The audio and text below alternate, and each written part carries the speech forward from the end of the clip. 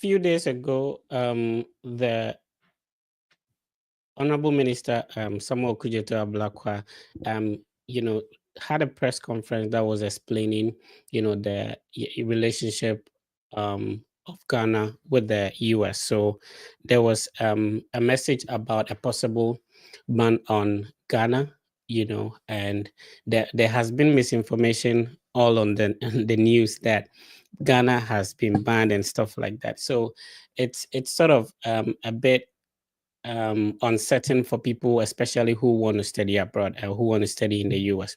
So here is the thing: the country is on a possible ban list. Does not mean that the country, that Ghana has been banned by the US. As I speak with you, a lot of students who um, worked on their study on their application processes have already gotten the visas approved, and some are also working on going for their visa interviews, and so they have appointment in the coming weeks. Starting on Monday, people are going to go for their visa interview. The most important thing, if you're working on this process, is to make sure that you stay positive on what you're working on. This is not the first time such news has come up, and in terms of this process, there is always some level of uncertainty when you're working. First of all, the visa application itself is not 100% guaranteed, so you need to put in a lot of work and effort, and a lot of people are anxious and stuff like that. So if you're working on the process, you plan to study in the US in 2026. As it stands now, continue working on your process. If you are gathering your documents, please do so. If you are emailing professors, kindly do so. If you are working on, putting in some applications, getting some application fee waivers, continue to do that. If you've not secured a date yet, even though you have your I-20 paid service fee and all that, continue to monitor the platform. Join mock sessions that are very positive and would rather, build on you rather than discourage you from what you're working on. Remember, people are going for the interview. People have gotten their visas approved, even though their school is starting in August. And some people who are also expecting their I-20s continue to look for, visa interview dates and all that. Be positive about what you're working on and don't be discouraged at this moment. Even the COVID era, you understand, people use nose mask and went for the interview. If you are now getting closer or working on this process for the first time, it might seem that what is happening is new. No, it's not new. Social media thing has been there since 2019. Visa application fees, there has been changes. The appointment portal used to be US Travel Docs. It was changed to Avid portal. So, things continue to happen. It is when you get closer to the process or when you're working on it that it seems that you are hearing negativity, negative news and all that. Get information from positive sources so that you wouldn't be scared. It's already a little bit anxious preparing for this visa interview and all that. For example, when I was coming from Bole Bamboy to go for my interview, I was anxious and uncertain. But so please be positive, on what you're working on. Everything will be fine. This is the biggest Steady Abroad content platform. Is another week, is another episode of the Steady Abroad podcast with the Fred Effect. Today, my co-host will be Ben. Hi, Ben. How are you doing? Fred, I'm good, and you? Yeah, if you could speak up a little bit. I'm okay. How is the UK? Yeah, by His grace, everything is fine at the moment. I see. We are enjoying small summer, so. Right. Yeah. I currently go for biking. I got a bicycle, so Oh, wow. the sun. Interesting. Yeah, because when it becomes very cold, you can't go out, and so I got a bicycle, and then I have been riding around campus and all that. Anyway, our guest is Oh, interesting. Abdul Rahim Baba. I like your name. Salam alaikum, my brother. Hi, Sal, brother. Thank you so much for having me. Awesome. So Ben, you introduce yourself, and then Abdul would come in.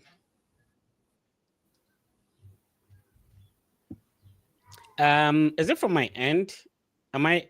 Let me know in the comment Yes, section. Looks like we're yes. breaking a little bit. Is it from my end?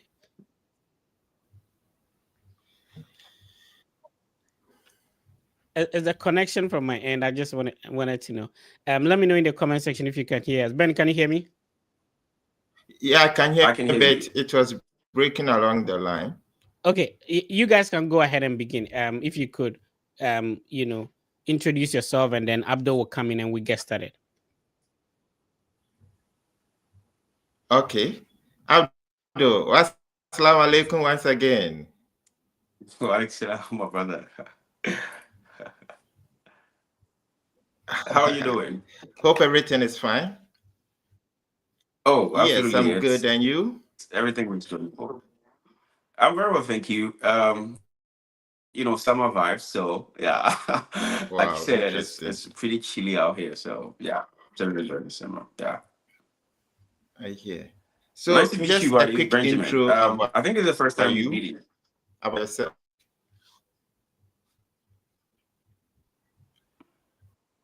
I think there's a delay in the transmission. I don't know if Yes.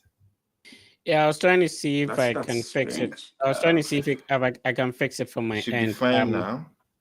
I think it's from my end. Let's see if I can fix that. Okay.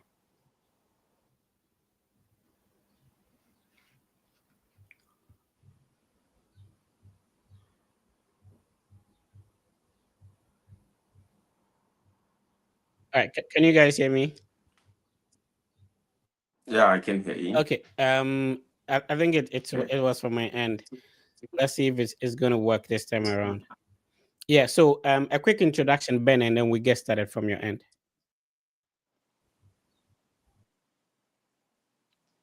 I think Ben is still back. Okay. Okay. All right, Abdul. Let's move on. I think Ben is having issues. Let's see if we can move on. All right. So a quick introduction for everybody seeing your handsome face for the first time. Yeah, sure. So first of all, thank you so much for having me. It's a pleasure to be featured on this platform because I've watched you since I was in Ghana. So to be able to move to the US and still, watch you, but not only watch you, also be a part of your platform, it's truly a big honor for me. So my name is so my full name is Abdurrahim Baba Abdul Momin. Okay. But usually when I when I mention it, it's so long that people will just what should I call you? What should I call you? So I just shorten it to Abdurrahim Baba, but others also call me Rahim. Originally, I'm from Ghana, Tamale to be precise. You got that right. And I moved to Central Region for my senior high school, and then to the Greater Accra for my undergrad, which is the University of Ghana, the best university in Ghana. Okay. From there, from there, I worked for about 5 years. Yeah, before proceeding to the North Carolina State University. So I think for now that sets the ground for anyone who will see me for the first time. Right. So what ignited your interest to want to study abroad? I mean, seeing what was going on in Ghana, I don't think anyone anyone deserves this answer. But on a more serious note, when I was working for the last 5 years, I saw a gap between what I was doing professionally against what I was expected to do. That is, right after school, right after undergrad, I had the opportunity to work with Bank of Africa for 1 year, which was my national service. From there, I had the opportunity to stay in a bank, but I had another opportunity where I felt it was better in terms of everything, right? In terms of growth, in terms of my advisor to be sure that he blessed me before I could move. And so when I moved, I worked there for two almost 3 years, and then I saw a rapid projection in my growth.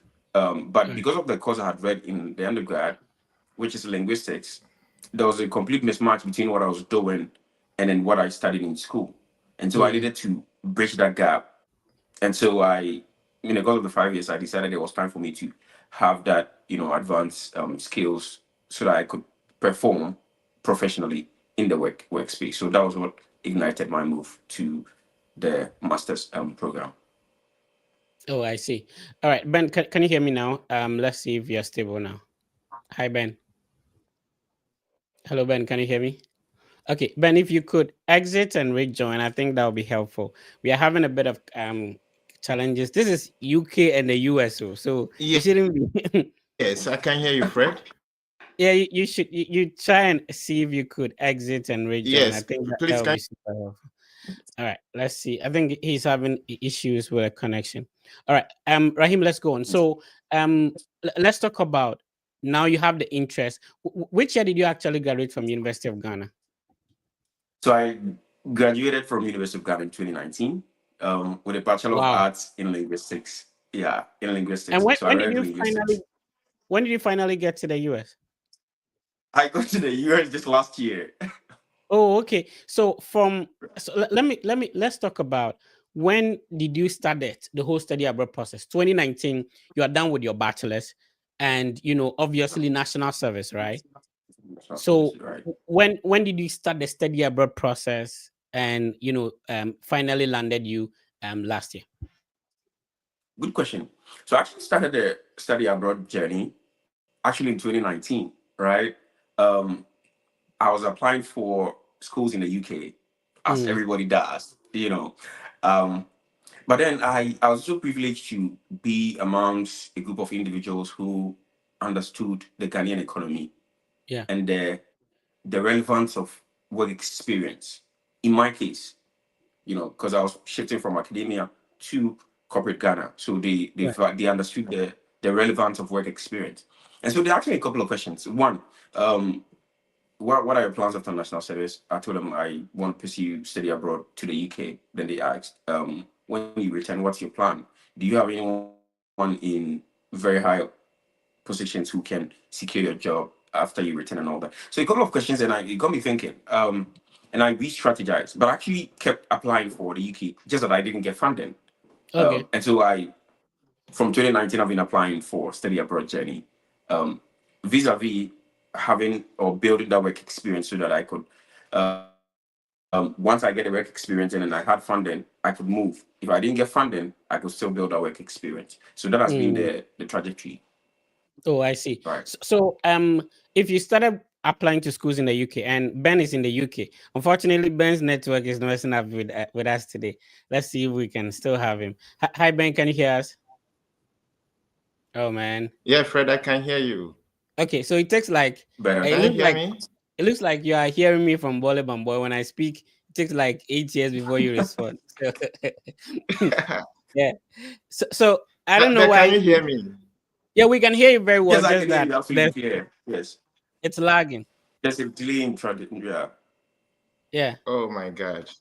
So Abdul, you have the same feedback from your end. Like when he talks, it delays a little bit, right? yeah. It takes a while. Yeah, it takes a while. Oh, okay. Okay. Okay. I don't know what's happening today. Honestly, I have no idea. No problem. We can get going, Ben. Let's tag along. So Okay. you started with the UK applications, and then why did you change your mind to apply to US institutions then? So it's quite an interesting journey. Right before I joined, I listened to a couple of your episodes where there was a girl, I think Hamdia also. She Mm-hmm. was speaking about the gap between other places and then the US. With the US, Right. it's easier to get funding as compared to the other countries, right? Mm. And so I actually had no idea until a friend of mine, and again in the episode she mentions that it is always that one friend who takes the big step Exactly. that you all Yeah. see that, oh, it is possible. Yeah. So my friend just took the step, and then I was like, oh, okay, that means it is possible. Because I understood that if he could do it, there was probably a gap, which is the gap of information that I was missing. And so Mm. I confronted him, asked him, and then he told me that, yo, they're responding here, and I think you should look here. And so I switched Let's say shout completely outs from to the him. UK. Let's shout outs to him. What's his Yeah, name? Eric Bang, Eric Oh, Bang, shout Eric out to Bang, Eric Bang. Eric Kojoba. Which institution is he? Yeah, Eric Kojoba. So he's actually working right now. He completed Illinois State University. Did you say I think Did you say this year Kojoban? he was supposed. Yeah, Did Eric you say? Kojoba. Then I should know him. I should know Kojoban. Oh, from Yeah, ISU. yeah, I Yeah, should then know I'm him. sure you probably would know him. Yeah, Yeah. Shout yeah, out to Eric Kojoban. Kojoba. That was a great one. So he sort of was being and like you said, everybody has that person that gives you the light that you you can do this thing. So shout outs to him, and Thank you. it's good that you are Yeah. remembering him on the platform as well. So what exactly did he tell Yeah. you? How was he able to convince you that okay, use this route instead? Well, actually, it wasn't. It wasn't much of convincing, right? Because I mean, you see it. Like once you see something, you don't need much convincing, right? It's Right. just a matter of direction. So he was like, I think you should look at one writing the GRE. From the GRE, once you get a good score, then you'll be able to explore different schools. So he actually Mm, pointed me in the right direction. Once you get good score, the success of your funding would go way up higher than any other places you'd ever apply to, right? And so it was more like a direction. So I was already convinced because he was there, right? So it was more yeah. of a direction to just point me, and then I got going. So it was more of a direction. Yeah. Awesome. Let's see if we can hear Ben now. Hi Ben, can you hear us? Let's see if it's working for you today. Hi Ben. Your microphone is muted. You have to unmute it. Hi Ben, can you hear me? Yeah, can you hear me? Yeah, this is far better. You have a Oh, question for there Abdul. you Yes, I go. can hear you. Okay. You have a question for Abdul? Great. Yeah, you continue because of the network issue. I was kind of missing No out small, problem. so I'll Yeah, I'll, so I'll come in with some questions later on. uh, Yeah. uh, Abdul, when somebody ask you, Abdul, how much did you spend on this process? My name is whatever. I want to go through this process, but I want to know from you who have started from A and it has landed you there. How much did you spend on the process, and so that I can prepare for that? How much? What would you say?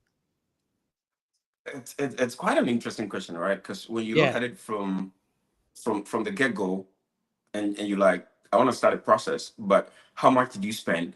It becomes more of a barrier than how it would open much more space for you, No, no. right? I So when I love the started, way I love the way you're answering this question. I love it. So normally, for me to know somebody is not serious about this process, that's where they ask me, how much is it going to cost? that's Yeah, immediately the person asks me this but the question. cost is Yeah, go ahead. but the cost is irrelevant. The cost is actually irrelevant to the journey, right? Because when I started, honestly, for my GRE, I didn't have a penny, right?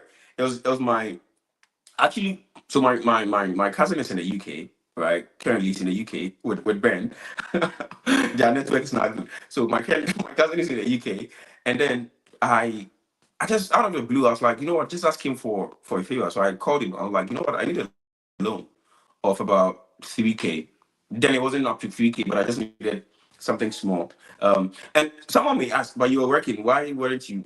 And why weren't you having enough money to be able to do all that? And I'll tell you that those were some of the reasons that I figured I had to leave, right? Although I was growing, my financial status was also growing a bit, but it was a complete mismatch. The life and the kind of life, considering where I was and how I should have been living, right? So, of course, I was working, but there was really not enough funds for me to go through that journey. But if I asked that question, that Eric, could you, how much did it take you to complete the entire journey? It probably would have demoralized me because there was no way on earth I would have had that money. And so I just phoned him and I told him I needed a loan of 3K, which is in Ghana cities. And then he sent it to me, I think, in less than 24 hours. And so I registered for the GRE and Yeah, bro, take your time. and then That I aspect is very important to me. For Kojoban to come in to help. So I don't know, for some reason we're having a bit of difficulties today. So Abdul, if you could also exit and rejoin, let's see if it's gonna work. So if you're listening to us, we'll be right back.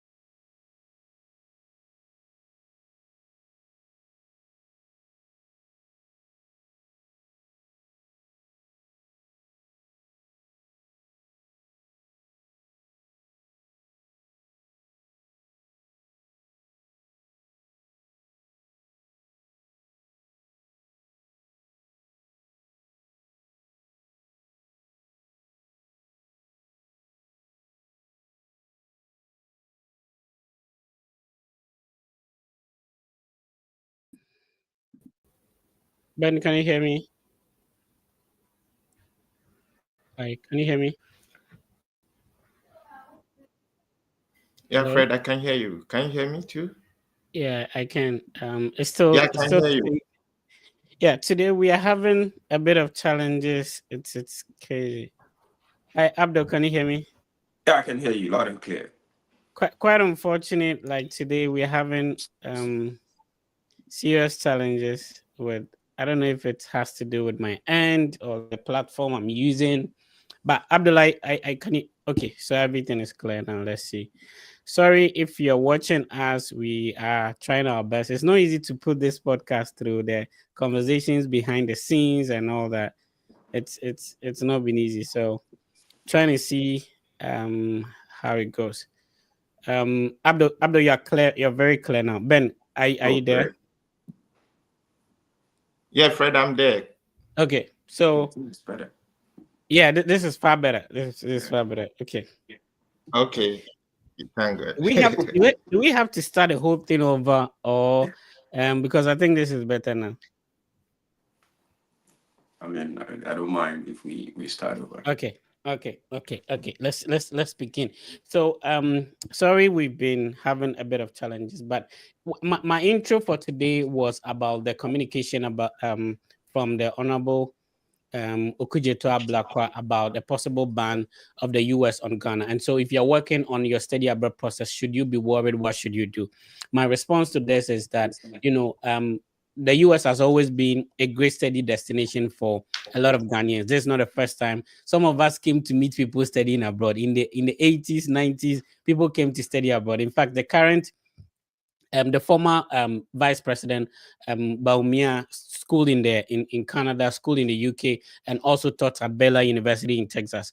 The current vice president, she schooled in Canada, had her master's and PhD over there. So study abroad has been something that has people have been doing. Just that this time around, we have the opportunity to amplify and put our voice to it. So if you're working on the process, focus on getting an interview date. In fact, people have already gotten their visas approved as we speak, even though their program is starting in August. Others continue to go for visa interviews. Join positive mock interview platforms. If you're working towards 2026, don't let this scare you. There will always be a challenge. COVID came, it passed, and then people are still studying abroad. You understand? So work on the process as you are supposed to, and then when it gets there, you definitely cross. So my co-host has always been Ben.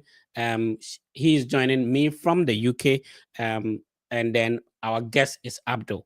So we had a bit of challenges, so we're going to start all over. Ben, a quick introduction, then we go to Abdul.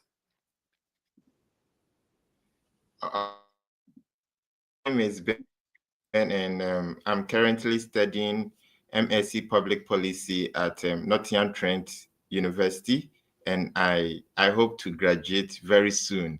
So, by the grace of God, by September I'll be having my second master's, which is a great news, and it all happened as a result of having a positive mindset so far as study abroad is concerned. Yeah. So that is just a small bit about me for now. As time goes on, we talk a lot. Yeah. All right, Abdul. Another introduction again. All right, sure. So, just so that I can put it in context this time, I probably just narrate a longer version of what I did, so that I don't have to Mhm. repeat going forward and all that. So my name is Abdul Rahim Baba Abdul Moment. It's very long, so usually I get that, and so I just say Abdul Rahim Baba is my name. Sometimes just Rahim is fine. Originally, I'm from Tamale.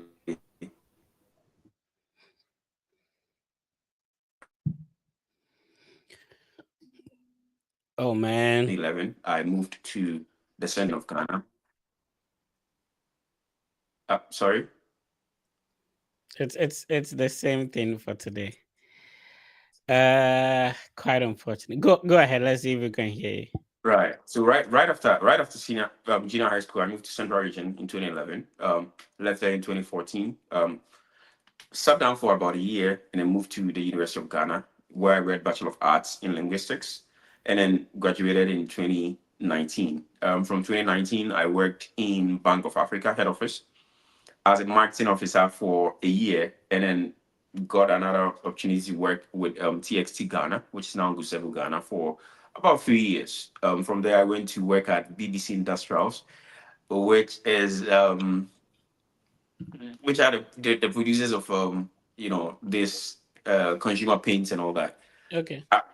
Uh, from there, I decided it was time for me to pursue my MBA program, and currently I'm in North Carolina State University. But in between that, there have been journeys in between. Just that as the conversation unfolds, then I'm sure I'll be able to put out everything out there. Yeah. So A that's it. lot of people are of the view that business related programs do not give funding, but you are talking about being on a fully funded program, pursuing an MBA.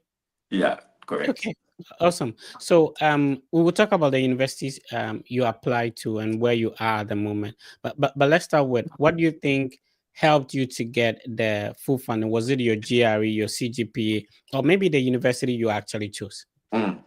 Well, definitely, I would say the university played a huge part of it, right? Because there are some universities outrightly they'll tell you that no, we don't fund it. But I also believe that some universities are ready to compromise once they see the value in the candidate that they are trying to bring on board, right? Because especially with the MBA program, they are in for the name, right? So once they see that, Right. oh, this is a huge candidate, or this is a potential huge candidate, they'll bet everything on you, and then they'll throw money at you, and you would have I actually have one colleague who is part of my cohort who Mm. actually has more money than he's issued on his I-20.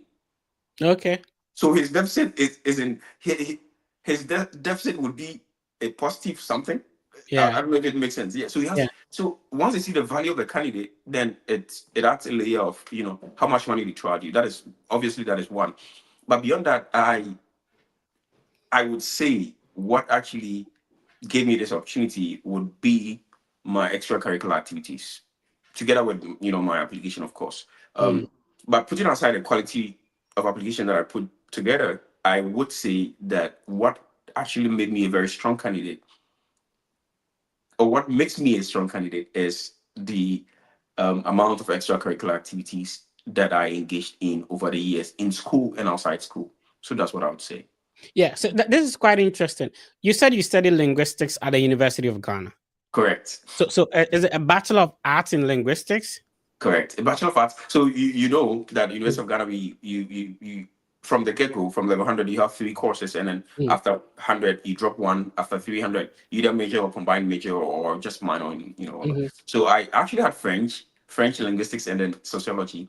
After Okay. 100, I dropped French, partly because I was training in. I just didn't want to have a bad class when I graduated, which in hindsight I think was a bad idea. Mm. And then in 300, I actually chose to major in linguistics because it Mm. was easier to pass, and then had a minor had a minor in sociology. So that's it. So from linguistics to MBA. Correct. So I wanted to understand, like, most people would want to stay within the field they had their bachelor's degree in. Mm. How come you wanted to switch from, having a background in linguistics, maybe go study masters in English, or communication, or maybe in the same trajectory? Why MBA then? You're right. You're right. Absolutely right. That has been the trajectory, right? And Mm. that is the trajectory over the years. That once you have an undergrad, it means that you stay true to that course or whatever it is. Yeah. And over the years, you probably master in it, and then probably have a PhD in it. Um, but there are also outliers in the journey, right? In that once I've been a bit of a nerd growing up, right? It's always been books, reading, and all that, writing, and all that. But I just got tired of it, right? I just Mm. got tired of being in academia and all that. I needed that experience. I needed that work experience just to move from academia to corporate Ghana. And so Yeah. right after, and that was one of the reasons why I turned down the opportunity to be a TA, right? A TA in school, because I knew that once I had taken that opportunity, it means that I was bound to stick in linguistics probably for a very long time before I could switch. And so I didn't want that. And so I moved outside, and then I went to have my national service, which was where the opportunity for this MBA actually opened for me, because it Mm. exposed me to corporate Ghana. And from there I've just been having experiences upon experiences, and then until my MBA. So yes, Yeah. traditionally you would go undergrad, this. But even the university say that the undergrad is only a training ground for you. Mhm. So if you want to master in what you did in undergrad, that is fine.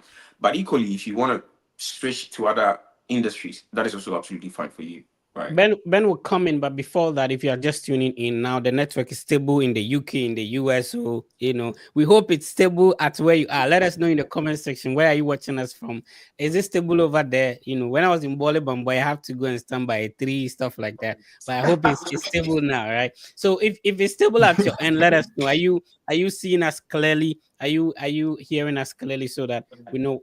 We had a bit of a setback, but I'm glad we are on. So remember, every week we select one person who we mentor. We are talking to somebody who had a background in linguistics, did French at some level, and now studying MBA. So we've been saying that you do not necessarily have to pursue the what you had at the undergrad level. So if you have a background in mathematics, it doesn't mean that you should necessarily apply for a master's in mathematics. You can switch when your interest changes and all that. Maybe you went into a job, and then that has inspired you to study a different program. It's possible. So Abdul is sharing with us his experience, how he did it, and how you can also do it. Every week we select one person who the team mentors. How do you join? When you type in the comment section, when you like, when you share, when you subscribe, you automatically join the draw. At the end of the session, we would select one person who will be mentored to go through the process. So tell a brother to tell a brother that the biggest study abroad content platform, and of course, the consistent weekly podcast is on, and we are inspiring lives. We are changing the narrative. Ben, you want to come in? Hey, Yes. Ben, So I you're think taking me. Abdul, I would say thank you for.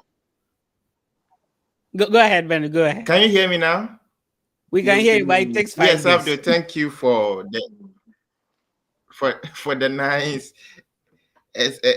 information I've given us. You mentioned that we have to be valuable. We need to add value to ourselves. So now I just want to know, how can we be valuable so far as studying abroad is concerned, to help us also secure full funding as you did? Yeah, good question. I think I think being valuable starts right from the very first day you set your foot on whichever university that you go into, right? So from the very first day that I stepped foot in University of Ghana, actually it didn't happen just naturally like that. But prior to that, in senior high school, I was the school prefect, assistant school prefect. Sorry, I was the assistant school prefect, and I mentioned earlier, Fred, that a friend of mine, I'm sure we'll come back to that conversation, but a friend of mine who gave me that information, the cab I was missing, was actually the school prefect, and I was the assistant school prefect, right? And so prior to that, I was also the general overseer, they used to call it those days, which is the compound prefect. And so leadership has been more like a thing that I've been always yearning to do, right? And so I took those experiences, and then university was where I kind of bloomed, or I kind of groomed that leadership skill. In that I was a vice president for the department. I was a president for the department.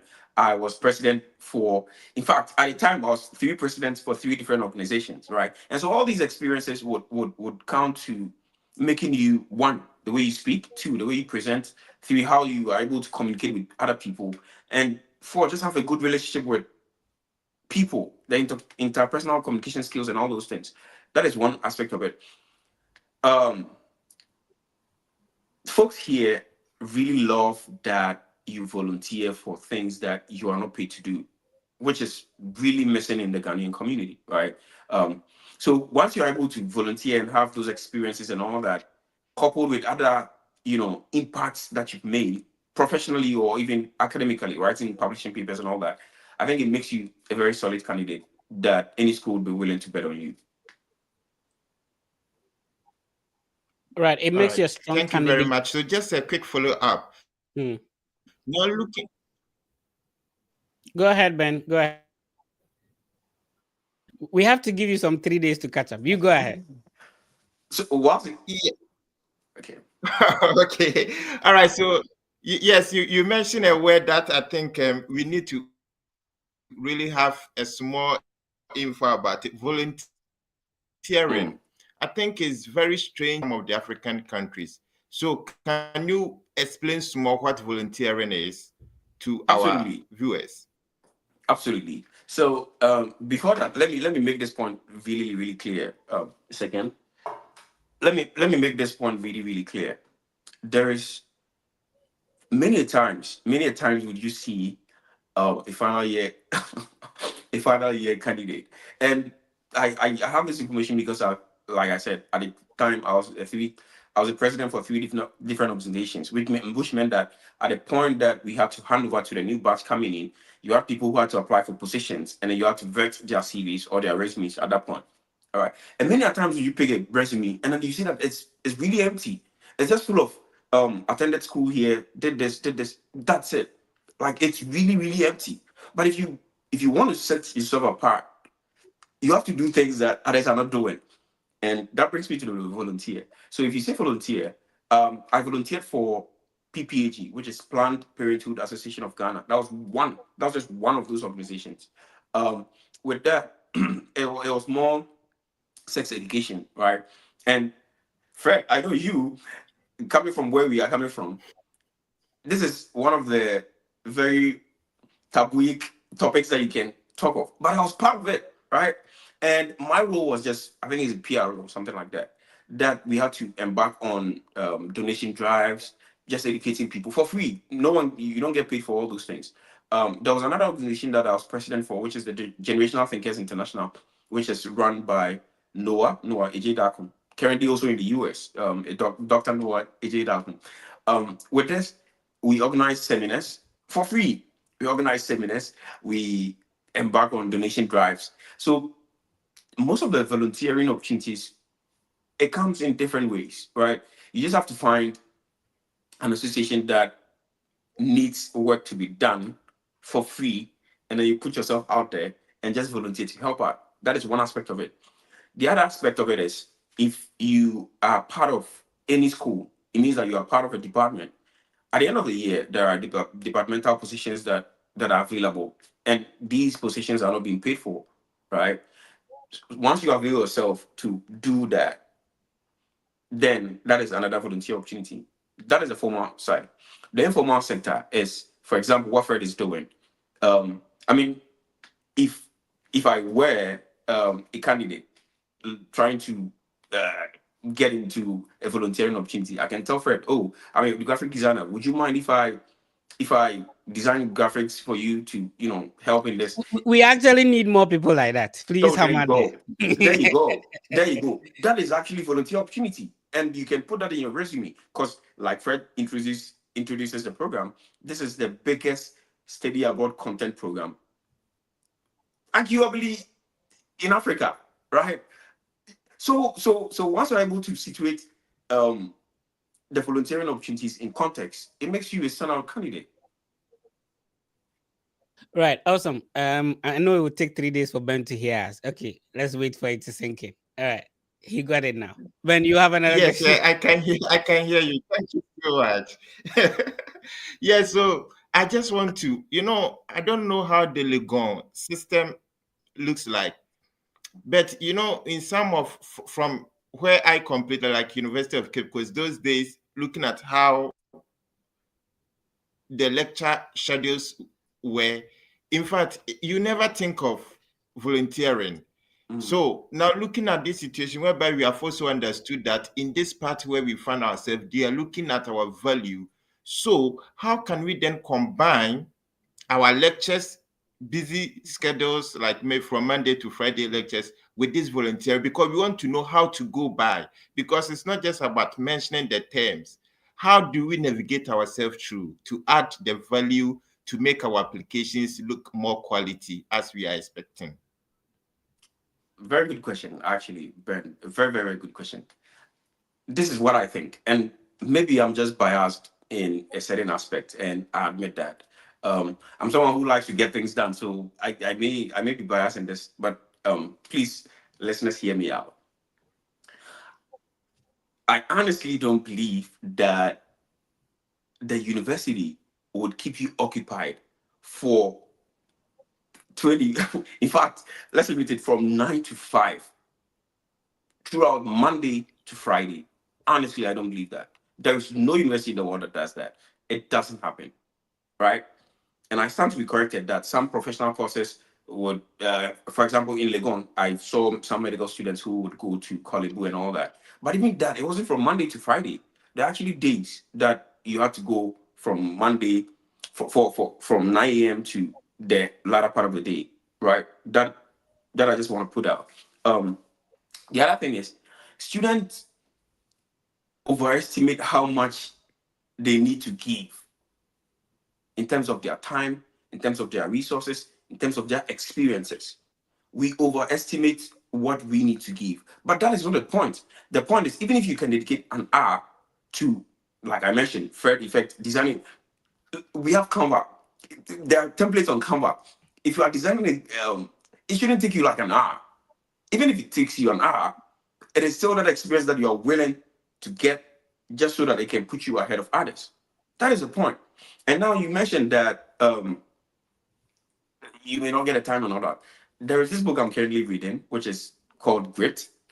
And in that, there is a research that is cited that most of the students, so it talks about how people can be gritty and all that. Most of the students who are engaged in other extracurricular activities actually do well better than students who are not engaged in extracurricular activities. And you can confirm it for a fact, right? Where I went to school,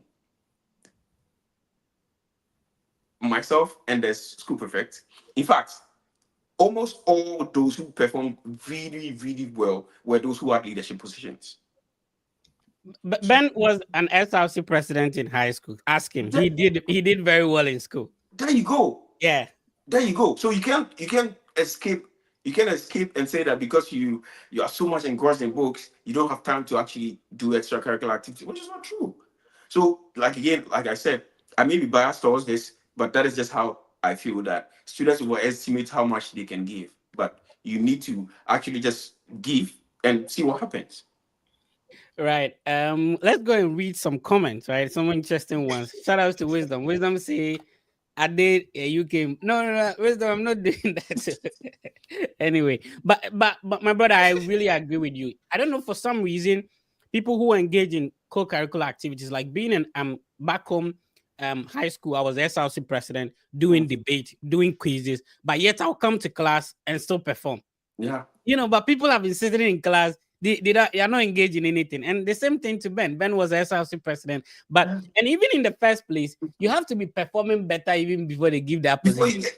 get yes. Yeah. and and So and it consumes so much of your time, but exactly. still at the end of the day you still perform way better than those who are not even Yeah. engaged in anything. Yeah. So always people ask me, how am I able to combine these platforms I build on and combining my studies? Time management, because once you lock in that you have to do this, you know that the other things you need to do as well. You understand? Wow. Anyway, so we go back to the schools you apply to. Normally, what we want people to know is that from Tamale, Abdul had some schools that he applied to. So that for some reason, I don't know, when you Google schools back home, the answers you get or the feedback you get are a bit different when you're in the States. Oh really? Yeah, social media. I don't know if you've noticed that. I actually didn't When check. you Google certain things, your location determines what answers you get. Oh right. Yeah, so normally we want to mention some of these universities. It could be the first time somebody's hearing about it, Mm. right? So when I mentioned Baylor University, somebody might probably might have not heard it before. So we mentioned some of these universities so that people can write them down, go and research and all that. So you mentioned the name of the current university you are, which is, if you can repeat that. North Carolina State University, we call it NCSU, North Uh, Carolina State University. Yeah. okay. And for people joining us right now, what are you studying? I'm studying master of business administration, so that's an MBA. Okay, so North Carolina State University Yeah. is, and I'm sure there is University of North Carolina too, right? UNC, yeah, we actually have two. We actually have two University of North Carolinas. Okay, Yeah, yeah. So there are two UNCs. One is in Charlotte. The other one I'm not sure exactly where it is. Oh, that's my school. Yeah. okay. So when I was in Ohio, right, Ohio University, there was also Ohio State University. I Yep. noticed that if you are emailing, as one of the schools and you mistakenly use the name of the other school, the professors will be mad. Of course, That is of that the course. same thing at your place? I think There's a little bit of competition. no, I totally agree with you. But again, for from my end, there one of the UNCs, which is the one with the blue, Mm, and our school has this kind of rivalry, right? And okay. so yeah, it's more like a friendly rivalry kind of thing, right? Mhm. Um, and some actually attended UNC before coming to lecture at University, North Carolina State University, right? And so it's more like a fun thing. So even if they would get angry, it will probably be covered in that kind of jovial Yeah, cousin yeah, relationship kind of thing. Yeah, yeah. yeah. But obviously, no school wants to be no school wants to be mistaken for another school. Yes, Okay, absolutely. so to be clear, the name of your university is North Carolina State State University. University, And correct? if you're listening to us, the other ones we're talking about, let me share that real quick. And this is where my brother Kingsford Onyina is. University of North Carolina at Chapel Hill. That's another one. But there Yeah, is other campuses too. yeah. So there's a difference between the University of North Carolina and then North Carolina State University. That's it. Oh, okay. Okay. Okay. All right. So if you're watching us, be writing them down when we are done. And I'm showing you the website so that it gives you an idea when you Google it and you're on the wrong website, you get to know. So my brother is studying MBA. MBA is like the go-to program for thousands of people, right? Right. And you know, a lot of people think that when they don't have a background in business, they cannot come and study that. You have a background in linguistics, you've been able to do that. I want to know, how did you convince them in your statement of purpose? I have linguistics. Please let me come and study MBA. Versus somebody already having a business administration background. Why would they pick a linguistics guy over somebody with a business background? Give us the idea. Like, what did you do different? Wow, this is an interesting question. Mm, So what I did differently. So first off, let me premise that to say that we have three, let me just say three broad categories of students in the MBA program. All right, we have one, those who are furthering their business journeys, or they want to learn more about what they are doing. That is one. Two, we have career switchers. Career switchers are those who are probably in product management and they are probably switching to product marketing. Those are the second. The third category are we, people like me who want to shift completely from what they have been doing all their lives to the new thing that they want to do. And you can equally push them from the third group to the second group in that they're also career switchers. The MBA understands this, and then I'm not sure if they have a bucket for these different groups, but I'm sure that they would, provided that they believe in what you're telling them. And that brings me to how I was able to convince them to allow me study and leave a business person. So, like I mentioned, professionally, I've been working for the past 5 years. First as a marketing officer. So you see a trajectory. First as a marketing officer, then I moved to a tech company where I worked 2 years as a digital marketing official, and then a product manager. So I got promoted. At the same time, I had a contract with Automobile Ghana. Automobile Ghana is an automobile company that works in Ghana. So I had a contract with them for 2 years, working as a marketing executive, principal advisor. And so that also adds. You'd see that I have 5 years of experience from that alone, and all that is in marketing. Now the other one is when I got promoted to product manager, and then I went back to BBC Industrials to work as a marketing executive. All right. So the trajectory is that there is a connect from right after service to the point where I was applying for the MBA. In that I've been working in marketing throughout, but along the line I got product management, and so that was more like a career switcher. And so my convincing argument was that um, for the last 5 years, this is what I've been working on. This is where I want to get to. But in order to get that, I need your school to be able to help me propel me to get to that um, path that I want to go, right? And I don't know if you need the details of the SOP and all that, but it's really just outlining the long-term vision that you have for yourself, which for me was to grow to become one of the biggest um, Ghanaian moguls in the business, in the marketing industry. But in order to get there, I needed to, first of all, build a repertoire of experiences and knowledge in the US ecosystem, such that I can translate that to my long-term goal. So once you see that there is a connect between what you've been doing for over the years and what your short-term goals are, what your long-term goals are, who doesn't want a billionaire in as part of their alumni? I mean, you give them money in the end. So yeah, that's how I was able to convince them. That was very brilliant. If you are listening to us, whatever background you have and you want to switch, it's possible.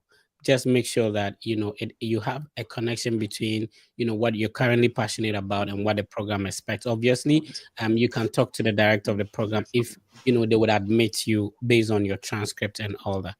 Fred, let me put this out there, right? Th- there is absolutely no connect between what you tell. Let me be careful about this, right? But there's absolutely no connect between what you tell the Okay. admissions committee in your essays and your application against what you get here and what you do, right? People understand that you can have an interest in something, but then when you are exposed to a lot of things, your mind can change. So when I was in Ghana, my passion and all that was to do marketing, right? But I got into the US and realized that, oh, there are even better opportunities for me than marketing would present me with. So what are those opportunities? And the school would, from the get-go, let you understand that you have 1 year to decide what to do after you get into the program. So you don't necessarily need to say that, oh, because um I'm in marketing, it means that I can they are tying me to marketing. I have to no. Once you get here, they expose you to vast curricula that you can select from, and then from there you can choose that, oh, I want to major in this and all that. Also, they do that in the second year, so that once after the first year, you have an experience with internship. And the internship would even give you a clearer picture of what the US ecosystem is like. And then you can decide to continue with your major or you can switch to do whatever you want. Yeah, I want to know if Ben want to come in, but if not, I wanted to know: did your scholarship automatically come with your admission, or you had to, attend a separate interview? How did your scholarship go? So it actually came automatically, but you had to write an extra essay for that. So Okay. as part of the application process, Mm, you wrote three different essays, but there mhm. was one specific essay for graduate assistantship where you click, do you want to be considered for graduate assistant positions? And then you click, then they request for an essay, and then you just fill in the essay, and then it comes automatically with everything. I love your confidence, how you speak, and how you explain things. You have that leadership qualities. You know what? And charisma. You know what? I don't know how to explain charisma in the local language, but you have that charisma, and you have the ability to speak for people to listen to you, like the confidence with which you're speaking. But Thank you. you want to come in before we move on to the rest of the school. So if you're watching us, pick your pen, pick your paper. He's going to mention he has already mentioned the school he studied at, which I've already shared, and then the other universities as well. So we're going to talk about the other ones, and then you have to take your pen and paper to write them down. But you want to come in. I, when I talk, Yes, I Fred. want to If you can kindly, go on. We are waiting for you for 3 days. can you hear me? Yeah, absolutely. You can. I think it's better Yes, now. I'm Yeah. saying that if you can kindly check, maybe there are some questions in the comment box. Yeah, Oh, sure. We'll be responding to them. We go to the comment. Somebody's asking. Okay, following from Kenya, Jackson, thank you for watching us from Kenya. The Fred Effect, Westpac, thank you very much. Belly Beidu, well, great. Mr. Abdul, yeah, Mr. Abdul is a great man. Kwabena Icon, everything speed. He said, is it true that F1 student can't work off campus? So this is what happens. If you're a student and then school is in session, you have an opportunity to work 20 up to 20 hours on campus. Mostly people have assistantship, that's what they do. It's difficult to combine other works with your classes and all that. You can't do it. So when school is on a break, like now school is on a break, some people have internships, so you can work off campus with an approval from your designated school official or maybe your international office. We call that CPT, which is curricular practical training. I had the opportunity to work at the governor's office of Arizona because I did an MPA and it was a great experience for me. So I worked in Arizona. So yes, you can work off campus, and also when you're done with your program on what we call OPT, which is optional practical training, you can work off campus for a year if your program is a non-STEM, and up to 3 years if your program is a STEM program. So I hope that helps everything speed. Um, Kunadu, thank you for tuning in on Facebook. How you doing, my brother? And let us know where you're watching us from. And when Abdul is mentioning the name of the schools, I will appreciate it if somebody will be typing them in the comments for us. And remember, as you do that, you automatically join the draw, which we have at the end of the session.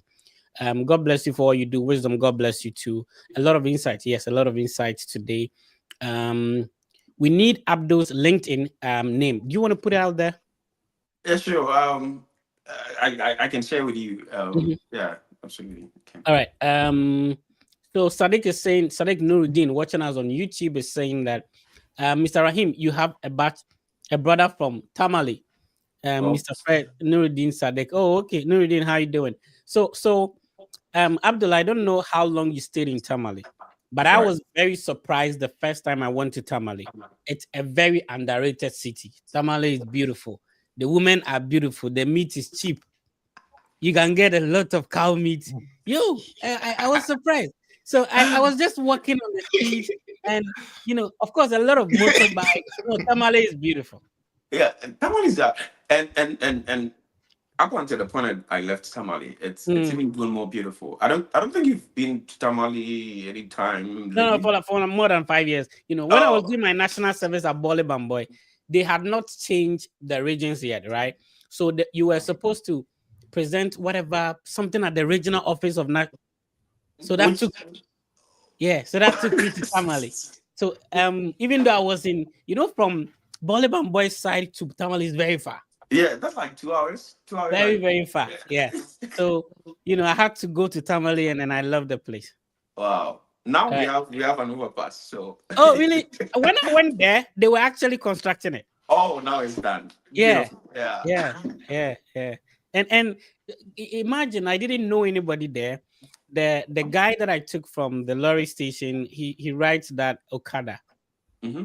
That is the person I slept with. Like I slept Wow. in his house, and he was so nice to me. He got me food. He no he Tamale is a nice place. Yeah, I hospitality love is one of Tamale. our Yeah. key marks. Yeah. Okay, let's see if we can still respond to some questions.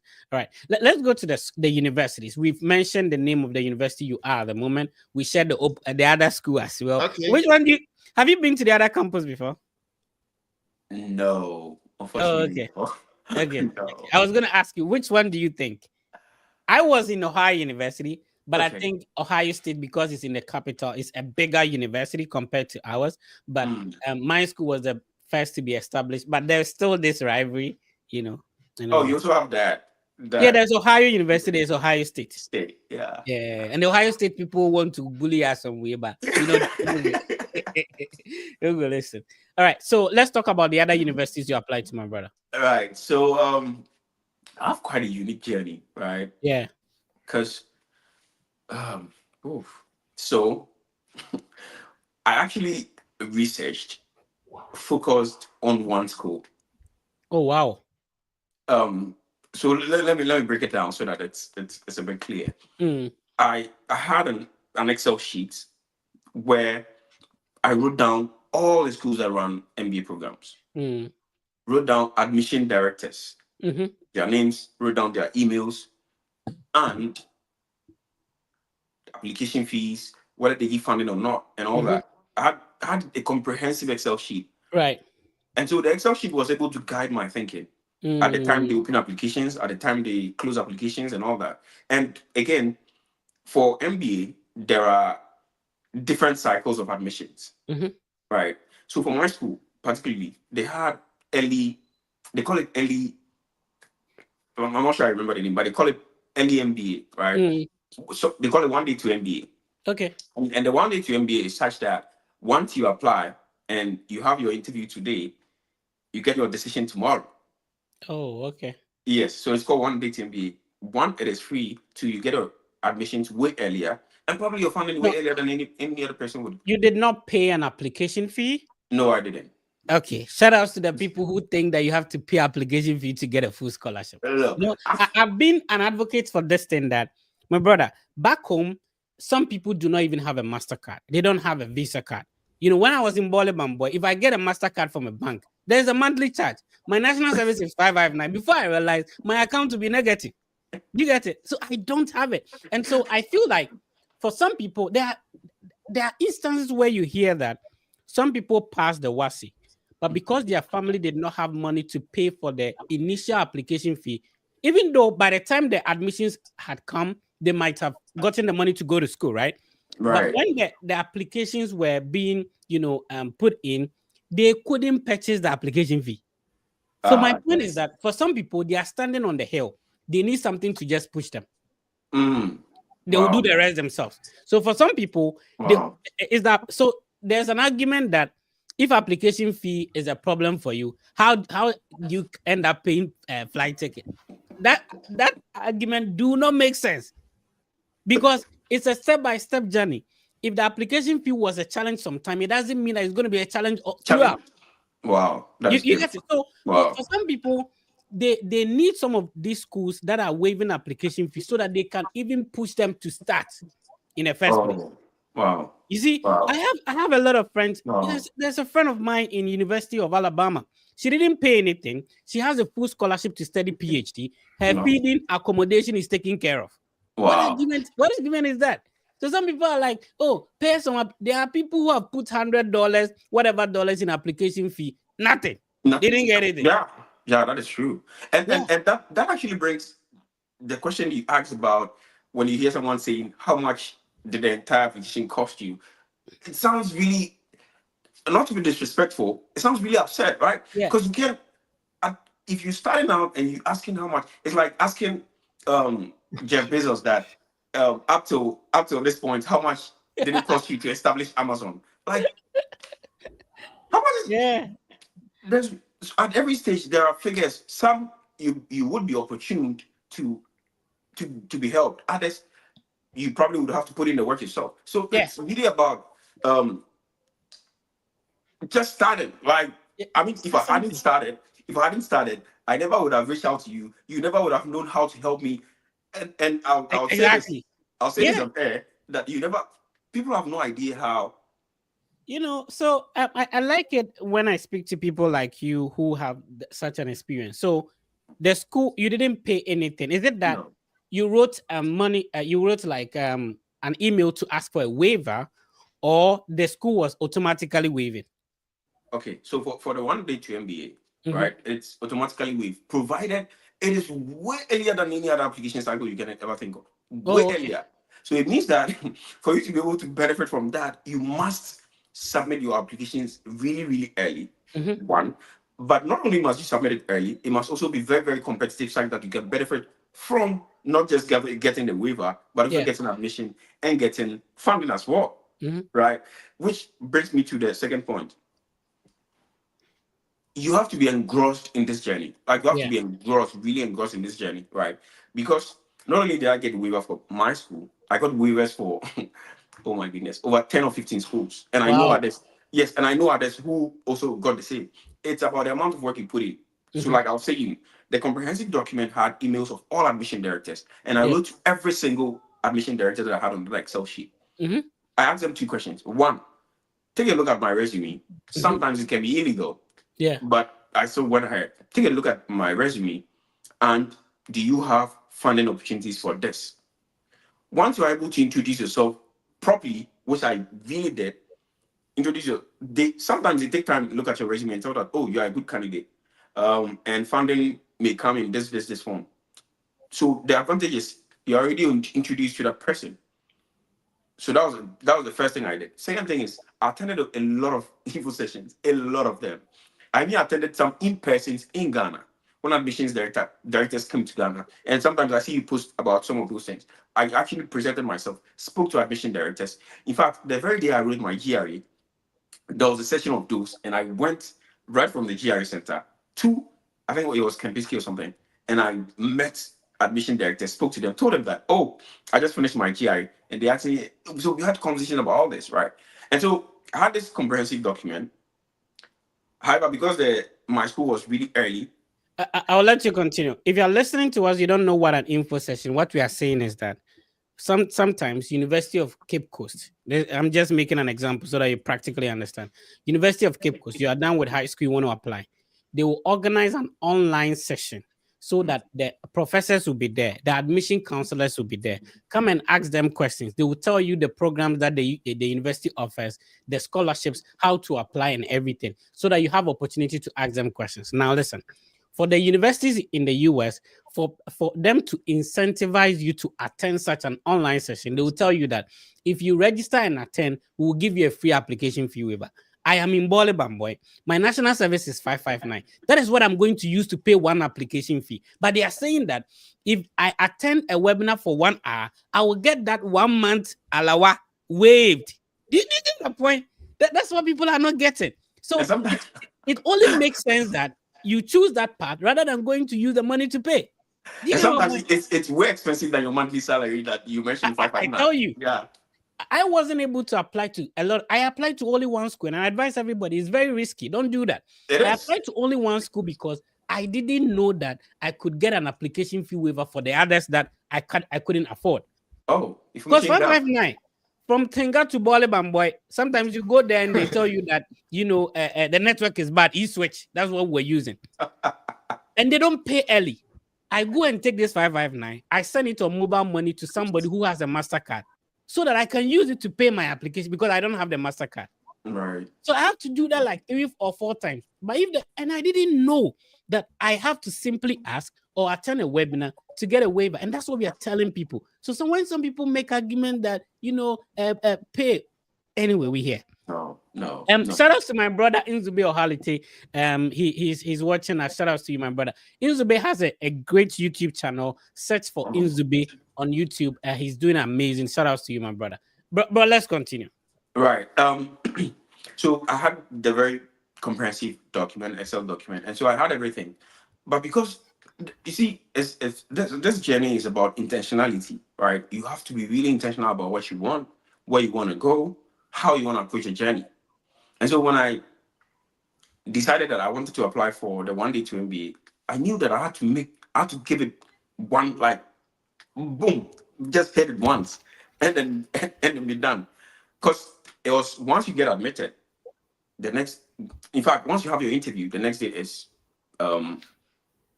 your decision, right? Which meant that I still had so much time to look at the other schools I had shortlisted to apply to. And so I gave it a go, had my interview, got my decision the next day. In less than, in fact, the interview was scheduled to be held 4 days prior to the day I had my interview. I don't know. All of a sudden, I just saw an email that there's this part that would like you to fill if you want to interview. I'm like, you know what? So I opened the email and I saw that there was only one day. And I clicked it, had my interview. The next day, I got admitted. I think in less than a week, I got my funding. So everything was so sweet. So when I had it, I didn't feel like there was any need to continue with the other schools. However, there were other sessions that I attended. There's visa groups and MBA groups and all that. And in one of those sessions, someone mentioned that it's good to apply to this school. I understand the risk that I took. And mine wasn't much of a risk because I still had that much time to apply to other schools had I not got admitted into my school. And so it wasn't more of a risk from my end. And like you said, apply to as many other schools as you can. And so because I had that list, it wasn't much of a risk. I could just jump onto those schools. And I also had waivers for those schools, so there was not much rush into that. But then the session mentioned that you don't have to apply to one school. You don't have to say that when you get to the visa consulate, and then the visa officer is asking you how many schools did you apply to. It's not a good sign to say that you applied to one school because it doesn't show, kind of thing. But I saw it differently.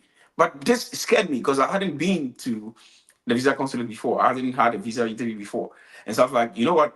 Let me go back and apply to two other schools, just so that when they ask me how many schools did you apply to, then I can say I applied for two schools. And so with those schools, I was just applying because I needed two, but I didn't put in any intentionality. I just copied my essays, pasted them.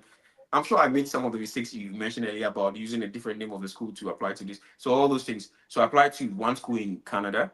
Oh, Sulich School of Business. Sulich School of Business. Um, I think it's in Toronto or something like that. I'm not sure, but it's Sulich, Schulich.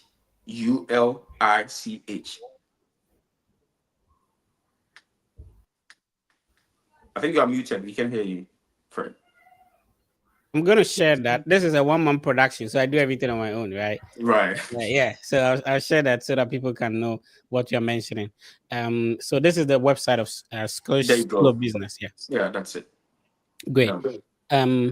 Yeah. So Ben will come in. So if you could, I want you to share with us the exact email. If you want to take some things out, that's absolutely fine. And also the other list of schools that you listed down, especially with our brothers watching us who want to also focus on MBA. So if you could get your Excel sheet, if you still have access to them, then Um, I'll be showing the website one after the other.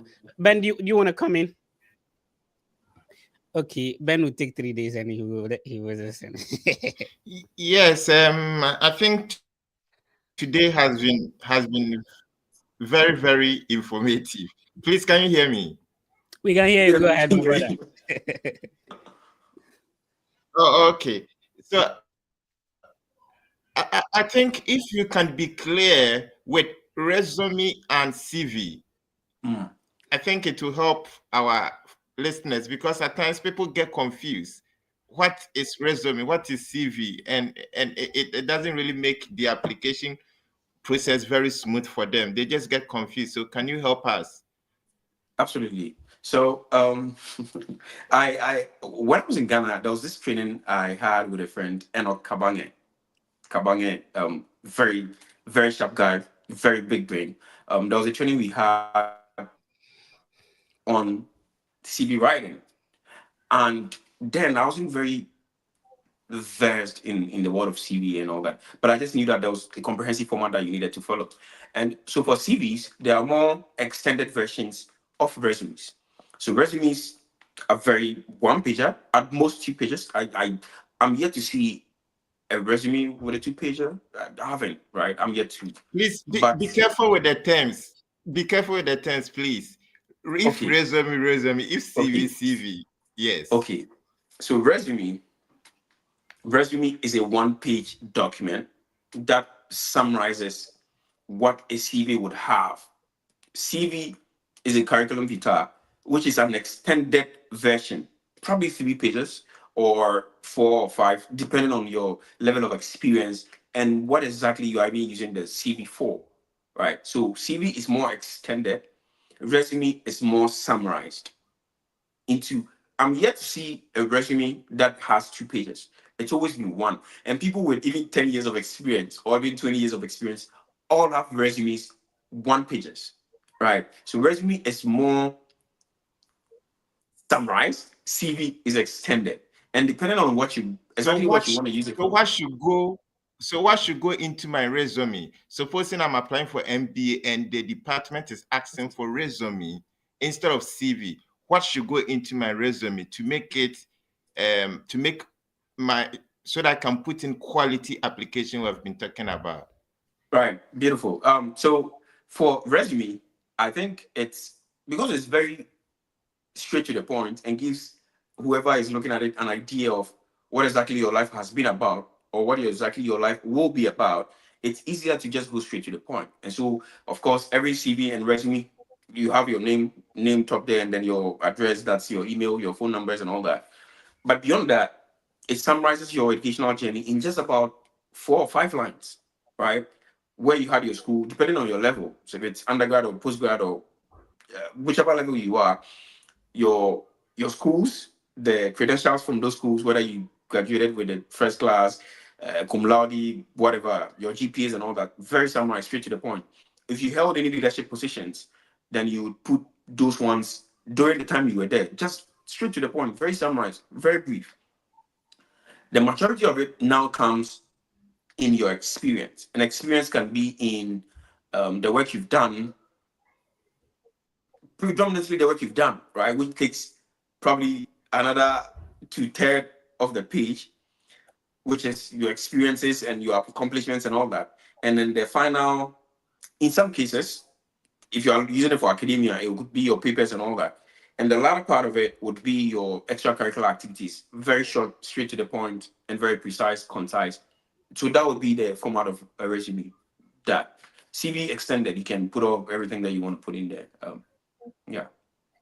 All right. Thank you very much. So Sure. looking at the CV you used for your application and Right. telling us about your background and your job experiences, did you capture everything or you look at where experiences that are only relevant to your application? That's a really good question, right? Because if you applying for, if you get to the point where you are applying for the MBA, it is presumed that you are one, you know of yourself that you are one of the very high achievers. That is one. Two, it means that you know how to lead, which means that as part of leadership qualities, you can prioritize, you can delegate, and all that. So as part of your resume, you need to have an understanding that, in fact, whatever I'm sending out to the admissions committee or whoever is going to review my resume needs to understand why I'm putting this there. And like that drives me back to intentionality. If you are putting say your experience, 5 years experience from say Ghana Revenue Authority, and then you listing achievements, why are you putting it there? What message does it send to the admission committee? Always ask that question. Why? I'm putting an experience that why. So you have to look at the why you are putting there, and for the purpose for which you want the admission director to understand, and then consider that why, and then give you a chance to be there. So again, intentionality, be intentional that once I have this here, it sends this kind of message to the admission committee. Let me give you an example. So if I'm applying for example, my MBA, there was one thing I put about my marketing contract with Otomo Ghana, and then I explained that I helped them drive a marketing campaign, which which drove. It's been a it's been a long time. I refreshed my resume, but I'm trying to remember. So I had a marketing campaign which drove independent customers. And independent customers here is contextual. It refers to individual clients instead of the bulk companies that would come to the company for their servicing and all that. So I drove individual clients at a rate of like 50% for the company. Right.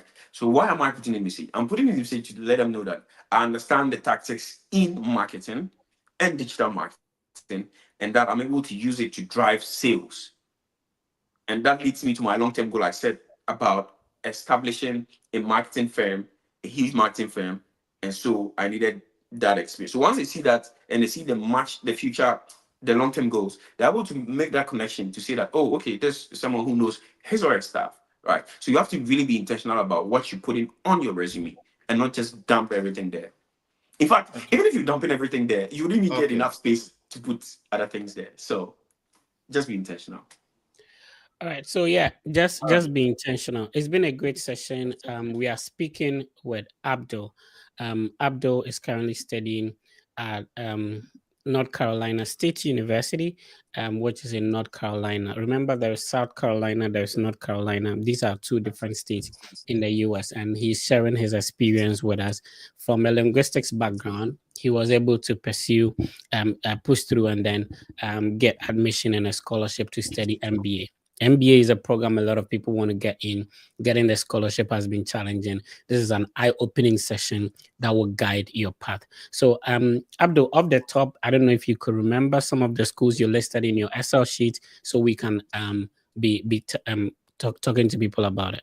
Okay. I think they're pretty much popular schools. So off the head, I know of some schools. One, and I was very focused on some of the state schools, right? Mm. So Ohio State University was Okay, OSU was let one. me let me write them one after the other.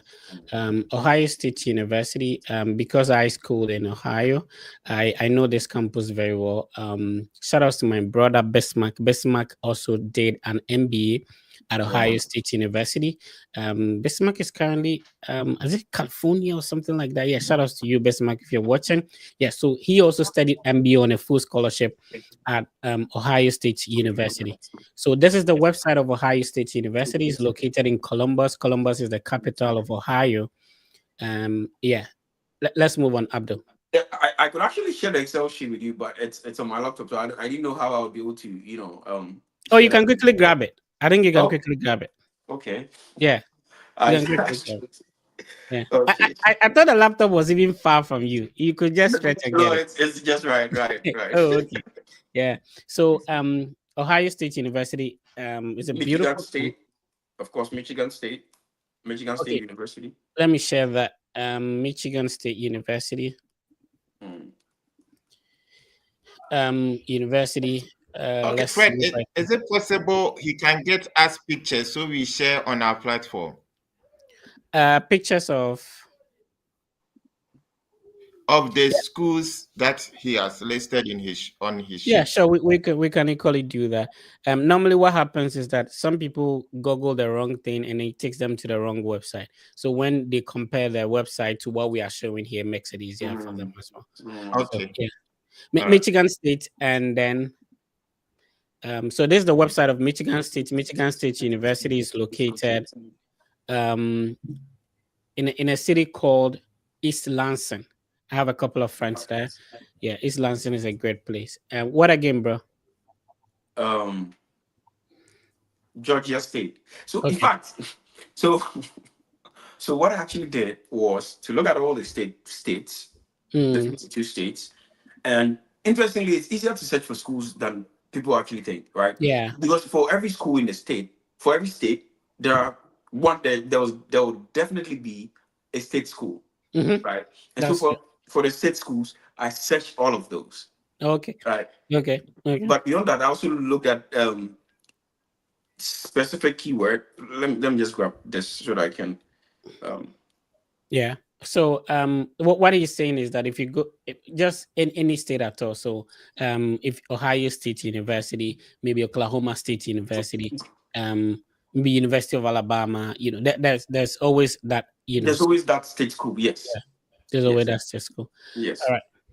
So I also wanted to know, as you search for that, Oh, there maybe you go. okay, Let me you just share got it. it. Yeah, I got it. Mhm. So I wanted to know the conversation, the initial email you sent, like what actually goes into that email. You mentioned that the questions you were asking them and sharing your CV with them. Is it only your resume that you share, or you share your transcript and other documents as well in the initial email? So to be very would I say seconds, that you stand at higher risk. Yeah, so I've shared it with you. No, I Okay, think yeah, I'll quickly check that out. so. To It's not advisable for some of the documents that you share with them, right? Yeah. For example, your transcripts and all that, however, some of them are able to advise. See, people don't have time. People, they want to see that you've done the work. That we've done the work, and then what you need is probably a push and all that, right? Mm, mm, Your resume gives them a complete idea of your transcripts, your GPA, what you've done over the years, and whether you are a good fit for the school or not, right? Because for especially for the MBA, they are looking for fits. They want to mhm, see that you can be a fit for the program and also for the entire school, right? yeah. And so I was very circumspect in the type of email I was writing to them, and um, I could grab it again, but just out of my head. One, it was to introduce. So I, dear, blah blah blah blah, comma. My name is Rahim, and I'm applying for the MBA program for this school for fall 2024. I was applying for fall 2024. Fall 2024. Full stop. I wanted to introduce myself and also ask a few questions if you would permit me throughout this for this email. And I'm like, one, um, does the school have full funding opportunities? I didn't stop there. because that would look really stupid if you just ask them if you can find something on their website. So I told them that I was able to research on their website. This is the information that I had based on the funding opportunities, and I'll list if they have any. But also ask them that do they give graduate assistantships to students upon admission, or I would have to apply for that separately, right? Because some of these information are not there. So you need to let them know that you've done your research, but also there are some gaps that are missing in terms of the answers you're looking for. So that's the one. Two, could you kindly take a second to just preview my resume to see if I would be a good fit for the school? Thank you so much, and I look forward to hearing from you. Full stop and straight to the point. Now, once you have it like that, they see the work you've done, what you're looking for. It's easier to help you. But Yeah. if you just tell them that, oh, I am looking for funding opportunities, I want to Yeah. ask you Normally they'll copy the link on the website and send it to and you. share it to you. Exactly, Yeah. Yeah. exactly. But if they know that you've done the research, they know that, oh, this guy has checked on the website. Yeah. So let me give the information that I have available. That is true. All right. If you're tuning in, we had a little bit of a setback today, but this is one of the best conversations we've had on the channel so far. We're speaking to Abdul Rahim, a man with charisma, very intelligent guy, and he's sharing a lot of experiences with us today. So, Ben, you have some questions to come in. If not, we will pick some people who want to talk to Abdul, and then we'll bring it to a close. We've kept you here for more than 1 hour 30 minutes, so we need to let him go. Yeah, I think we can let those who want to talk to Abdul come in. Okay. Cold emails are very necessary. Frederick is watching us on YouTube. He's saying that cold emails are very necessary. It builds strong connection with a potential supervisor. That is awesome. Today is a different experience, very inspirational and educative. That is wisdom. Thank you for always tuning in. Wisdom J. And then Susu Robert is asking, okay, that's your school here. Kindly ask why he chose the state schools. Okay, that's a good question. That's a Go good ahead. question. Yeah, I agree. So I actually chose the state schools because so I come from a very humble background, right? In as much as I'm a go-getter, I'm also very in as much as I'm an optimist, I'm also a pessimist. I know what I can do and what I cannot do, right? And so I had every credential to apply for the Ivy Leagues. Why didn't I apply for the Ivy Leagues? I didn't apply for the Ivy Leagues because one, the this may sound really stupid, but one, the amount of deposit, how much you have to deposit once you secure admission, is way high than than any other school, Yeah. right? You can pay as much as $2,000 as deposit, which for me, I knew very well that I couldn't afford it, even if I had those admission. That is one. Two, I felt like the logical step for me was to be in a very small school, small in quotes, because some of the state schools are not really small, not at all. So being a small school in terms of the cohort. So my cohort is made of 50 people, very, very, very close knit. So I'm able to know, I know everyone by name and by face, right? So these were the things that I was looking for. I was also looking for a state that was relatively less expensive, such that I could live for the foreseeable 2 years, and then wherever I wanted to go, I could move from there. And as I speak to you right now, I'm in Washington State, right, which is different, very, very different from where I used to be. Of Mhm. course, I'll still go there. So I applied to those state schools because one, I had a propensity for getting accepted into that school because I was deemed a very high candidate at the Yeah. time compared to other schools. So go where you are needed, right? If you go Go where you away. are needed, I like go that. where you are needed, you'll get it. I like that. So yeah, so that it was more of strategy for me than anything else. Yeah. I like that. Go where you're needed. Yeah, Very, go very where. important. Some schools, the way they communicate with you from the beginning and stuff like that, consider that and go Right. there. First, so let Yep. me.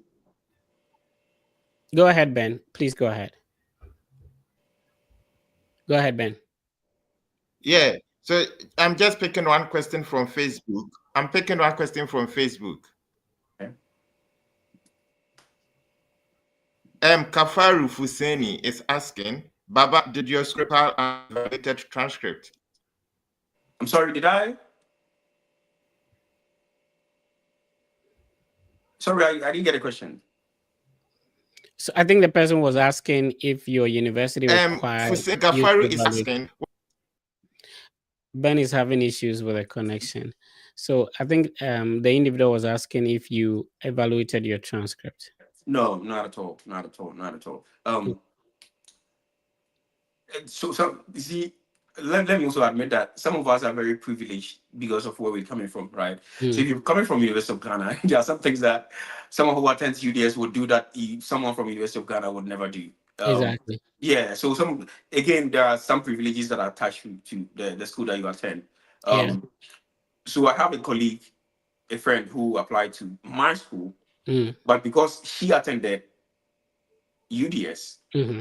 in fact, she also attended. She also had a master's in a different school in Malaysia, but Okay. she didn't have to do those transcripts evaluation, Mm. right? But me from University of Ghana, sometimes it's just privilege. I didn't have to do it. Yeah, okay, that's good. And also, there are some universities, even if you pay for the transcript evaluation, they will not accept it. So, there are universities that require the direct transcript from the university you attended. So, transcript evaluation has a lot of advantages. If you could afford to do that, cool. There are some universities a strict requirement, whether you're from University of Ghana, first class, whatever, you still have to go through their process, which is getting the transcript evaluated. Also, some universities have internal evaluation. DePaul University is located in Illinois. They have an internal evaluation that they will do themselves. And then there are some universities in Illinois too that you have to pay an extra for them to do the evaluation for you. So every school has their, and sometimes even the admission requirements may differ from program to program. Yeah, some programs will require something that another program in the same university will not require. It's been a great session, Abdul. It's been great talking to you. Final words to our viewers. It's unfortunate we have to cut it. So because of what happened earlier. We've been on the session for. I love your story and I love how you presented things. Please, what is your last information to our viewers, and then we bring it to a close. So Um, okay. I think it would be three now. It out of my head, there are two major things that I can think of, and just so that I don't forget. The first one is about your grit, your effort. Second one would be about the information that you have out there. And please keep me on track, just so that I don't forget it. I'm just thinking it straight. Yeah, that's fine. Um, so the first one would be about your grit. The second one is about the information you have out there. So let me start explaining. Once I get more out, I'll just. So the first one, your grit. People, again, that brings me to the initial conversation we had about volunteering. It is just overestimation. They overestimate the amount of work this takes. It Mm, takes a lot of work. Honestly, I wouldn't dispute that. It takes a lot of yeah. work. But people overestimate how much it would cost, how much work they need to do. Yeah. And sometimes, in the same light, they underestimate how much work they need to do, Hmm. right? Because there is so much work you have to do. So it's about intentionality. Um, First thing, don't expect someone to give you all the information. Don't expect someone to have all the time you want them to have for you. It's Hmm. not going to work. Do the work, work. And then once you get to the point that people realize that, oh, this guy has almost done the work, let me just come in to help, they would be glad to help. And this is an anecdote I'm sharing. I mentioned to you that Eric gave me that information. He gave me just information. So he planted a seed, which was that information. I took that information, I worked really hard, wrote my GRA. I mean, again, this probably is a conversation for another day. I didn't apply with my GRA, but that's a conversation for another day. But I wrote the GRA. So he gave me that information. That was planting a seed. And then I took that information and then I groomed that information. That is through my research, through my and at the point where I was doing the research, writing the emails, he had no idea what he had done. But I took it from there and I worked so much that when it got to the point where I had to pay for my service, that would be the service where someone in the US has to pay, I guess. Yeah. Yeah. So service, I raised part of the money and then he balanced part of the money because he saw that the work had already been done. Like I just get this guy the information. Now he has admission, he has funding. He's almost preparing for his interview. He's brought the MRV and all that. And then it came out. And then now all that was done, I got my visa approved. I needed a plane ticket. And then where do I get a plane ticket? Family members were ready to help and all that. But I just didn't want to put that burden on some people. And again, this would sound really, really, really awkward because I placed that burden on Fred, right? And so Fred came in to help with the plane ticket and all that, Right. which I hear he's been doing for years, which I appreciate him for. So again, just do the work. Once you get the work done and people see that you've done the work, they'll be willing and ready to help you do the rest of the work. That is one. The second one I said was information. I've already explained it. Information is out there. Information is out there. You just need to grab it and don't cling on to what people say.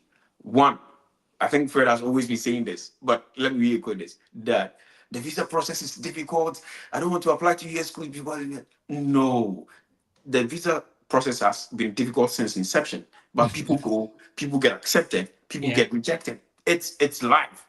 Just go, wish for the best. People get rejected 5 times, 7 times, and they still go and they get approved the next time. Mhm. So that is one. Two, don't say that it is more difficult to study in the US. So I'm planning of applying for you. I'm not telling you to change the destination that you want to go, but I'm just saying that look at where there is more opportunities for you in terms of funding, in terms of after school opportunities and all that, and situate yourself right where you are needed and where you want to go. So that would be my yeah. Abdul, I'm super proud of you. I'm happy to have you on the channel, and also happy to be at least contribute a little bit towards your bigger success. And I really appreciate that opportunity as well. It's been great having you on the show. I think we should have you sometime back. You have a lot of ideas that our people back home can benefit from. No, absolutely, absolutely. All right. Let me just share my LinkedIn so that you can put it. Okay, sure. Yeah. Yeah, I'll do that. Ben, what are your final words, and then we bring it to a close. Yes, I'll just Ben, thank please go on. What are your final Abdul words? for his precious time. Yes, I would thank Abdul for his precious time. In fact, he has really educated us this evening. And I want to use this platform for to let our viewers know that, all those that you have been hosting on this podcast, if they have been following the story clearly, they understand that they own their own application. And Yeah. on that course, there wasn't any way a fraudster or someone came in to scam any one of them. So please, we have the platform for you. Come in, fish for all the information that you need, and you'll be Mm, able to own your application rather than allowing yourself for somebody to scam you. In fact, when we hear those stories, it doesn't make us feel happy because we don't understand why, upon all the valuable information we are giving it out for almost 5 years now, that a lot are benefiting, yes, still you allow yourself to be scammed. So please, from this month, we are launching agenda no scam. So make sure that you follow all the Fred Effect Facebook, all Fred Effect 5 channels. We are on TikTok, we are on X, we are on Facebook, YouTube, and Instagram. Every day we give an update. Try and then interact. Let's interact so that you really understand what is going on. Put yourself, because we consider all of you as family members, so yeah. that together we build this mission. Thank you so much for your time, Fred. Thank you also for co-hosting me. I really appreciate. Great. So this is the Oh. LinkedIn post LinkedIn platform, or the account of Abdul. If you want to connect with him, so go to LinkedIn and then search for Abdul Rahim Baba Abdul Mumin, and then you'll be able to connect with Abdul. Abdul, you have something to say? No, it was just one thing that as Benjamin was speaking, one thing that just popped into my head. I Right. think what really motivated me, right, was pictures I saw of people living in the United States. If you honestly, it's a huge motivator. Anytime I got depressed about a journey and all that, and I saw on Instagram someone in the US, I'm like, no, I need to get back to this. So follow the schools, whatever school you've researched on, click on their socials, on Instagram, whatever, and just go there. just look at pictures occasionally. No one would ask you to be motivated. You would get motivated yourself. So that's just what I wanted to say. All right. Thank you so much for your time and really appreciate it. All right. If you just remember, okay, let's see. If you're just joining us, remember that we host this and every Saturday. So next week we'll be having another guest on. So be sure to join. Tell a brother to tell a brother that if you want to study abroad, there is this platform I have identified. The name is the Fred Effect.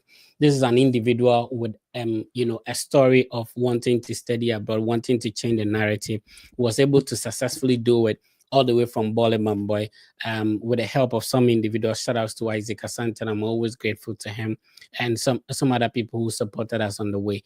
And now we've been able to get it done on getting two masters and moving on. It's an opportunity for me to identify certain information that if I was home. So normally when I'm shooting my content, I look at my past self in a mirror that when I was in Bali Bamboy, what information did I need to make this process successful? What do I wish somebody had told me that would have made the process easier for me? So I put myself in that context. People have different stories. There are people who have first class, they are from a rich home, they had opportunity to write a GRE GMAT and they were able to do it.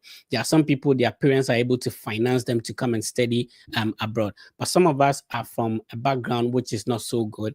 We're in an environment that was not so encouraging. I did my national service in Bole Bamboy.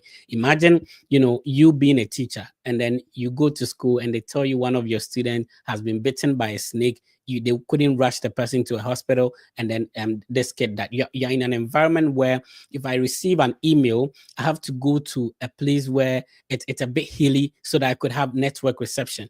If I want to withdraw my national service, I cannot do it in the town in which I am. I have to take I have to pay for transportation to another city to be able to withdraw. And sometimes you're going there and they said the e-switch network. So we are from an environment that encourages us to push through, and then we were able to do it. So when I see a school waiving an application fee, I'm putting myself in the shoes of that boy who had to use national service, monthly national service, which they don't pay on time to be able to pay. I'm looking at somebody who do not have a MasterCard or Visa card or PayPal or credit card that have that privilege, or do not even know anybody abroad to be able to help them pay. So I put myself in such a situation and be able to advise you.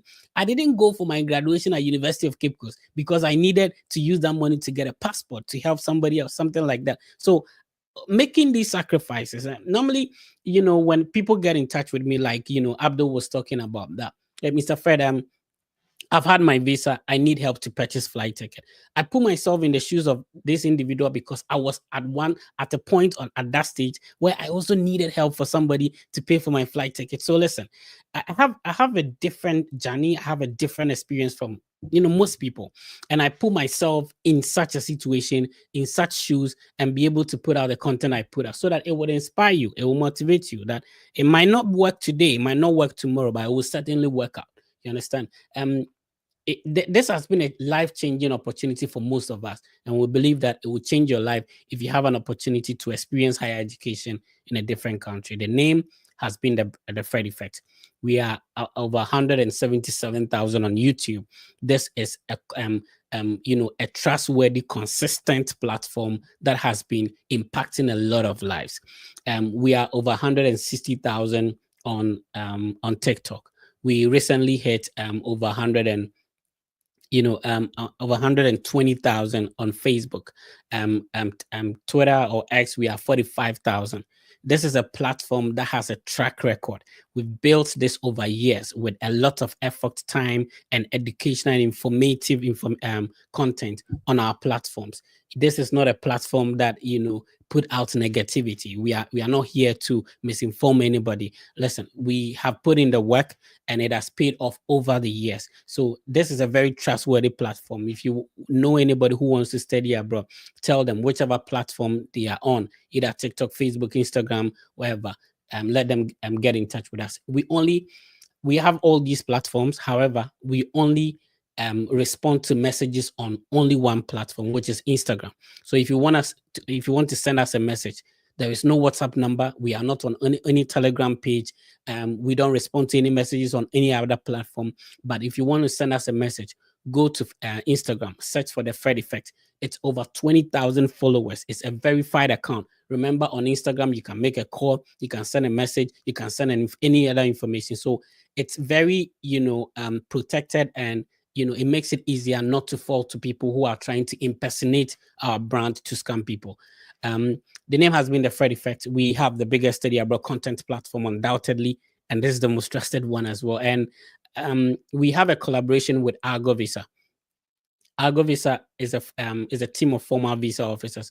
Now, they have been working with the US government with everything going on. You need a former visa officer to go through your document, to review your applications before you submit them, especially your DS-160, your DS-260, whatever you're working on, and have a one-on-one mock session with you. It makes you more confident, more prepared to be able to go for the interview.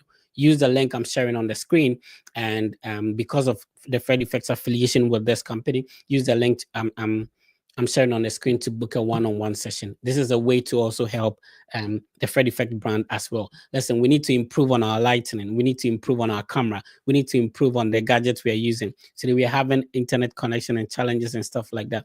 We need to improve on the software we are using. So in a way, if you also, you're not only scheduling a one-on-one meeting to benefit from the Argo Visa,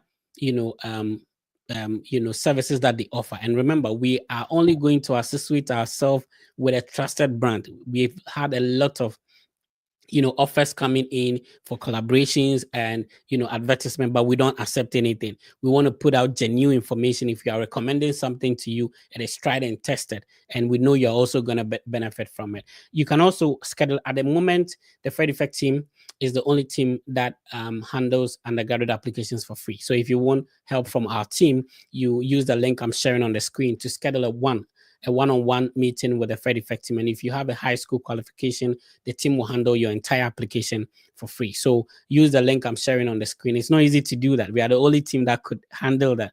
So all you need to do is to schedule a one-on-one meeting. We will discuss the entire process. We'll tell you what our duties will be, what we are going to work on for you, and we explain to you how the process works before we begin that. Next week will come your way. I need you to be positive and know that everything will be fine. Remember, at the moment, if you're working on anything, forget about the negativity, forget about the rumors, stay focused. There's always going to be a challenge. If you want to wait till tomorrow, there will be another challenge after tomorrow. So you will never have a stress-free, life. Every day there will be a challenge. You have to master the courage to go through the storm. It will definitely settle down. The name has been the Fred Effect. Please be positive and know that everything will be fine. I'll see you next week.